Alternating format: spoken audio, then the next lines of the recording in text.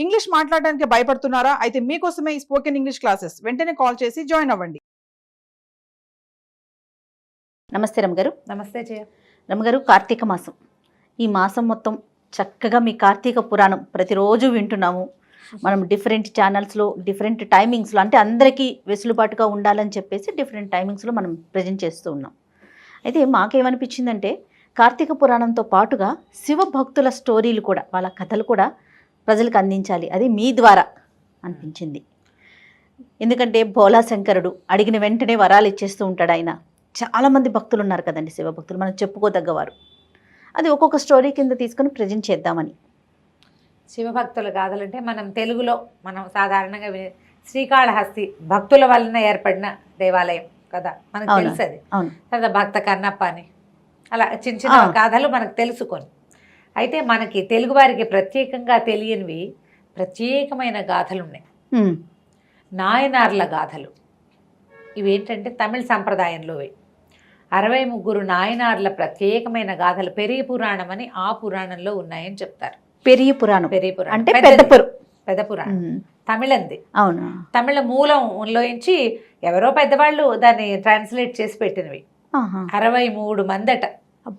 మనకి ఆళ్వార్లు 12 ఆళ్వార్లు అని చెప్తారు, 12 మంది ఆళ్వార్ల గాథలు. ఆళ్వార్ల గాథలు చెప్పుకుంటాం మనం, భక్త రామానుజులు, భగవద్ రామానుజుల గురించి అలా చెప్తాం కదా. అట్లాగే ఈ నాయనార్ల గాథలు చాలా ప్రత్యేకమైనవి. మనం ఈ భక్త కన్నప్పగా మనం చెప్పుకునే కన్నప్ప కూడా తెలుగు కన్నప్ప కాదట. ఆయన కూడా నాయనార్లలో ఒకడని ఆ కథల్లో ఉంది. తమిళ సంప్రదాయమే అది కూడా. మనం ఒక స్త్రీ ఉండటం, ఆయనతో ఒక భార్య ఉండటం, మనం అలా చేసుకున్నాం కదా. తర్వాత ఏమో చిదంబరానికి సంబంధించిన నందుని చరితము వినుమ అని ఒక పాట వింటుంటాం ఘంటసాల గారిది. ఆ నందనార్ కూడా అక్కడ వాడే, చోళ రాజ్యంలో వాడే. చోళ పాండ్య రాజ్యాల్లో విశేషంగా శివభక్తి. నీకు తమిళియన్స్కు ఉన్నంత శివభక్తి, మురుగన్ భక్తి మన దగ్గర మనం అంత చూడం. అవును, అక్కడ భక్తుల గాథలు చాలా విశేషంగా చెప్తారు. తేవారం స్వామిని కీర్తించేవాడి కీర్తనలకి ప్రత్యేకమైన పేర్లు. ఆళ్వార్లు మనం ఎట్లా ఇవి చెప్పుకుంటాం కదా, తిరుప్పావ ఎట్లా చెప్తాం, రోజుకు ఒక పాసురులాగా తేవారం అంటారు దాన్ని, పూజించేటువంటి కీర్తనని. ఈ నాయనార్ల కథలు భలే ఇంట్రెస్టింగ్గా ఉంటాయి జయ. మహాభక్తి పరులుగా. ఓకే, మన కథల్లో శివుడు పరీక్షించేవాడుగా అక్కడక్కడనే కనిపిస్తాడు.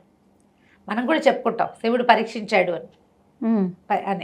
మన దగ్గర బాగా పరీక్షించేవాడు కృష్ణుడు. భక్తులని విష్ణువు బాగా పరీక్షిస్తాడు. వాడు పూర్తిగా శరణాగతికి చేరితే కానీ వాడిని కరుణించడని మన భాగవత కథల ద్వారా మనకు తెలుస్తూ ఉంటుంది. నువ్వు తప్పిస్తే ఇంకెవ్వరూ లేరు అంటే తప్ప కరుణించడు హరి. కానీ శివుడు అట్లా కాదు. భోళా శంకరుడు ప్రార్థనా మాత్రంతో కరుణిస్తాడు.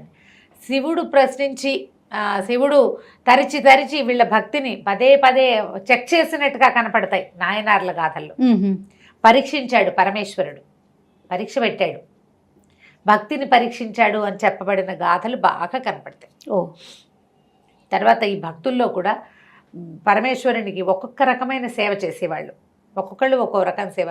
ప్రతివాడు అభిషేకము, శివారాధన, పువ్వులు పెట్టడాలు, ప్రసాదం పెట్టడాలే కాదు, ఒక్కోళ్ళు ఒక్కో రకం. చాలా చిత్రంగా ఉంటాయి, మంచి మంచి కథలు ఉన్నాయి. వీళ్ళు వెంబడి ఒక కథ చెప్పుకుందాము. ఈ నాయనార్ల గాథల్లో నుంచి ఎరిపాత నాయనార్ అనే ఆయన గురించి చెప్పుకుందాం. ఇవేంటంటే పేర్లు కొంచెం తమిళ పేర్లు స్లాంగ్ తెలుస్తుంది, స్లాంగ్ మనకు తెలుస్తుంది. ఒకవేళ నేను ఏదైనా అక్షర దోషాలు ఉంటే తమిళ్ తెలిసిన వాళ్ళు నన్ను మన్నించండి. ఎందుకంటే తెలుగులో ట్రాన్స్లేట్ అయినప్పుడు ఆ పుస్తకంలో ఏ పేరు దొరికితే మనం అదే పేరు చెప్పగలుగుతాం. అందులో వాళ్ళు పలికే విధానం వేరుంటుంది రమ్మగారు, మనం మాట్లాడే విధానం వేరుంటుంది తెలుగులో కూడా. మనం కనిమొళి అని రాస్తాం, కనిమొళి అని చదువుతారు, రీ చదువుతారు వాళ్ళు. వేరే అక్షరం తేడాగా ఉంటుంది కదా, రీకి తేడా ఉంది. సేమ్ డిట్టో అదే అక్షరం కాకపోయినా క్షమించాలి నన్ను మాత్రం. ఈ ఎరిపాత నాయనార్ కథ చాలా చిత్రంగా ఉంటుంది. ఈయన ఎక్కడ చోళరాజ్యంలో కరుపూరు అనే ప్రాంతానికి చెందినవాడు. అక్కడ అంబరావతి అని ఒక బ్రహ్మాండమైన నది ప్రవహించేదట. అక్కడున్న పరమేశ్వరాలయం పశుపతినాథుడు. ఈ పశుపతినాథుడు మనకి ఎక్కడ కనపడతారు? నేపాల్లో ఉన్నాడు. పశుపతినాథ మందిరం నేపాల్లోనే కదా ఉంటుంది. అయితే ఇక్కడ పశుపతినాథీశ్వరుడు పేరుతోటే ఒక ప్రత్యేకమైన శివాలయం ఉందట. ఆ పశుపతినాథుడిని బాగా సేవించేవారు ఈ ఎరిపాతర్ అంటారు, ఎరిపాత నాయనార్. అయితే ఆయన భక్తి ఎలాంటిదంటే, ఆయన ఒక గొడ్డలి ధరించి తిరిగేవాడట. శివభక్తులకి ఏ ఆపద రాకుండా చూడడం ఆయన యొక్క భక్తి. బాగుంది. ఒట్టి శివసేవే కాకుండా భక్తులకు కూడా ఏమీ ఉండకూడదు, ఏ ప్రాబ్లమ్ రాకూడదు. శివభక్తులకి ఏదైనా ఇబ్బంది అయితే ఈయన పరిగెత్తుకుంటూ అక్కడికి వెళ్ళేవాడు. గొడ్డలితోటైనా వాళ్ళకు వచ్చిన కష్టాన్ని నివారించే లాంటి ప్రగాఢమైన శివభక్తి పరుడు. సూపర్. భక్తిలో ఒక్కొక్కళ్ళది ఒక్కొక్క లెవెల్ ఉంటుంది. ఈయన ఏంటంటే హింసకి పాల్పడైనా సరే ఒక శివభక్తుడిని రక్షించాలి, ఇలా ఉండేది. ఈయన గొడ్డలి ధరించి తిరిగేవాడు. ఎవరికి ఏ సహాయం కావాలంటే ఆ సహాయం చేసేవాడు. ఈయన ఉన్న కాలంలోనే ఒక మన శివగామి అండాళ్ళని ఒక ఆయన ఉండేవారట. శివగామి ఆయన పేరు. ఈయన ఏంటంటే మహాభక్తుడు. ఈయన రోజు పరమేశ్వరుడి కోసం పువ్వులు సేకరించుకునేవాడట. పువ్వులు సజ్జ నిండా పువ్వులు తెచ్చి దండలు గుచ్చి స్వామికి ధరింపజేసేవాడు. పశుపతినాథుడికి ఇంటి దగ్గర ఎక్కడ శివాలయం ఉంటే అక్కడికల్లా ఇచ్చేవాడు పువ్వులు. ఆయన బర్లల్లో ఆయన భక్తి అది పెద్ద. మొదట చెప్పుకున్న ఆయన ఎరిపాత నాయనారు పద్ధతి ఏమో హింసతోటైనా శివభక్తులను రక్షించాలి, ఆయన భక్తి. ఈయనేమో ఈ పుష్పమాలికా సమర్పణ ఈయన భక్తి అన్నమాట. పువ్వుల కోసం ఇక నిత్య అర్చన అది పూర్తి చేసుకుని ఇంట్లో ఆయన జీవితానికి కావాల్సిన పని ఏదో చేసుకున్నాక ఇక వేరే వ్యవహారాలు జోలికి వెళ్ళేవాడు కాదు. పువ్వులు సేకరించి ఉదయం కాలంలో ఒకసారి సేవాకాలం పువ్వులు అందించేవాడు, మళ్ళీ సాయంకాలానికి పువ్వుల దండలు పువ్వులు ఏరుకు రావటం, వాటిని గుచ్చటం, స్వామికి సమర్పించటం, ఇలా ఆయన వెళ్తూ ఉన్నాడు. అయితే ఏంటంటే ఆ దేశానికి ఆ ప్రాంతానికి కరుపూరుకు చెందిన రాజుగారి ఏనుగును ఒకదాన్ని ఒకరోజు స్నానానికి తీసుకొచ్చారట. నదులకు తెస్తారు కదా, నీళ్లలో దింపి చాలాసేపు ఉంచుతారు. ఈ పెంపుడు ఏనుగులకి ఏంటంటే వాటంతటి స్వేచ్ఛాగమనం ఉండదు, కట్టేసి ఉంచుతారు వాటి. అవును. ఎప్పుడైనా ఒకరోజు లేదా వారానికి ఒకరోజు అని నియమంగా ఓ 3-4 మావటి వాళ్ళు కలిసి ఆ ఏనుగుని నీళ్లలోకి తీసుకొస్తారు. అది చాలాసేపు దానికి తిక్క తీరేదాకా నీళ్లలో ఉంటుంది. ఉండి దాన్ని తీసుకెళ్తారు, వెళ్ళిపోతుంది. అది లేచి బయటకు వచ్చేదాకా అక్కడ ఆగుతారనమాట. అయితే ఒక 2 మావటి వాళ్ళు దాని మీద ఎక్కారు, 3 మావటి వాళ్ళు దాని పక్కన తీసుకెళ్తారు. ఎటు వస్తుందో అని 5 ఉంటారనమాట, ఒకడే రాకుండా. అప్పుడప్పుడు తెచ్చే ఏనుగు. ఈ వస్తున్న ఏనుగు ఏమైంది, ఏనుగు దారిని ఏనుగు వస్తుంది. ఈ మన శివగాని ఆండవన్ గురించి చెప్పుకున్నాం కదా, ఆయన పువ్వుల కోసం బయలుదేరాడు. పువ్వులు సజ్జబుచ్చుకుని బయలుదేరాడు. ఈ బయలుదేరేసరికల్లా సరిగ్గా నదికి వెళ్ళి నది దగ్గర తారసపడ్డారు శివగామి గారును ఏనుగును. అప్పటిదాకా నడుస్తూ బాగానే ఉన్న ఈ ఏనుగుకి ఉండి ఏం తెక్కొచ్చిందో ఆ పైనున్న మావటి వాళ్ళు కంట్రోల్ చేసినా కిందున్న వాళ్ళు అదిలించినా వినకుండా కొంత దూరంలో ఉండగానే పరిగెత్తుకుంటూ ఒక రకంగా మదం ఎక్కినట్టు ప్రవర్తించి పరిగెత్తుకుంటూ వచ్చేసి ముందు ఈయన చేతిలో ఉన్న పువ్వుల సజ్జ చిన్నది కాదు, అది బాగా పెద్ద బుట్ట. ఆయన బోళ్ళు పువ్వులు ఏరుతాడు కదా, ఆ బుట్టలాగి విసిరేసింది. బుట్ట పక్కన పడింది, పువ్వులన్నీ ఎగిరి రేవంతా పడ్డాయి. అక్కడి నుంచి ఆయన్ని విసిరేసింది. ఆయన పరమేశ్వర నరుస్తూ పడిపోయాడు. ఇంకో పక్క నుంచి వస్తున్న ఈ ఎరిపాత నాయనారు దాన్ని చూసేసరికల్లా ఈయనకి అర్థమైంది ఏదో జరుగుతోందని. ఆయన పరమేశ్వర అనగానే తన్నే పిలుస్తున్నట్టుంది. పరిగెత్తుకుంటూ వెళ్తే రేవంతా పువ్వులు సజ్జ నిండా ఉన్నాయి, పువ్వులన్నీ రేవు నిండా పడిపోయి ఉన్నాయి. ఏనుగు పరిగెడుతోంది, ఒక 4-5 మనుషులు దాని వెనకాల పరిగెడుతున్నారు. మరి ఈయనేమో ఇట్లా కుప్పకూలిపోయి ఇట్లా పడిపోయినాడు. ఇంకేముంది, పరమశివుడు పడిపోయాడు. ఈయన ఆగలేక భుజాన గొడ్డలు ఉంది కదా, ఆ ఏనుగు కాళ్ళకేసి విసిరేశారు. ఓహో. కాళ్ళు తెగి ఏనుగు నడగొండలాగా కుప్పకూలిపోయింది నేల మీద. ఈయన ఈ మనిషిని లేవనెత్తి ఒక్క పరుగును వెళ్ళి గొడ్డలు తీసుకుని ఏనుగుని సంహరించాడు. కొట్టేశాడు. దానికి మర్మఘాతం ఎక్కడ తగలకూడదో దెబ్బ, అక్కడ దెబ్బ కొడితే అయిపోతుంది. వెంటనే ఈ మావటి వాళ్ళు విరుసుకుపడ్డారు ఆయన మీద. వాళ్ళు రక్షించే ఏనుగు మీద ఎవరైనా పడితే ఏనుగుకి మదం ఎక్కడ సహజం కదా, వాళ్ళు మీద పడేసరికి ఈయన వాళ్ళను కూడా సంహరించేశాడు. ఆగలేకపోయాడు. ఒక శివభక్తుడు పువ్వులు కోసుకెళ్తుంటే ఇంత పని జరుగుతుందా? అక్కడి నుంచి హాహాకారాలు చేశారు చుట్టుపక్కల ప్రజలంతా. రాజుగారికి వచ్చింది వార్త. ఎప్పుడైతే రాజుగారికి ఈ విషయం తెలిసిందో ఆయన పరిగెత్తుకుంటూ వచ్చేసరికల్లా ఈ చంపింది ఈయనని తెలిస్తే ఆయన ఏం చెప్పాడంటే, శివాపరాధం చేశారు నీ ఏనుగు మావటి వాళ్ళు కూడా, అందుకని నేను ఏనుగుని సంహరించాను.